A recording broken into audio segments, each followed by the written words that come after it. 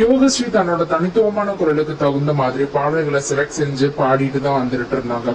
ஒவ்வொரு வாரமும் அவங்க பாடலை கேட்கறதுக்குன்னு நிறைய பேர் வெயிட் பண்ணிட்டு இருந்தாங்க. ஏகப்பட்ட ரசிகர்கள் வெயிட் பண்ணிட்டு இருந்தாங்க. 6 ஃபைனலிஸ்ட் 6 போட்டியாளர்களை யோகஸ்ரீயும் தேர்ந்தெடுக்கப்பட்டோம்னா எல்லாருமே எதிர்பார்த்ததுதான். ஆனா எல்லாரும் ரொம்பவுமே சந்தோஷமா இருந்தோம்.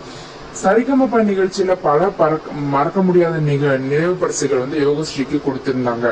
யோகஸ்ரீயோட அப்பாவுக்கு ஆரம்பத்துல ஸ்டூடியோ வைக்கிறதுக்கான சூழ்நிலை இல்ல குடும்ப சூழ்நிலையோட வறுமை காரணமா டைல்ஸ் ஒட்டுற வேலை பார்த்துட்டு இருந்தாரு. அவருக்கு பிரபல டைல்ஸ் நிறுவனத்துல யோகஸ்ரீயோட அப்பாவுக்கு சொந்த ஊரான கரூர் மாவட்டத்திலேயே ஒரு பார்ட்னர்ஷிப் கிடைச்சிருந்தது.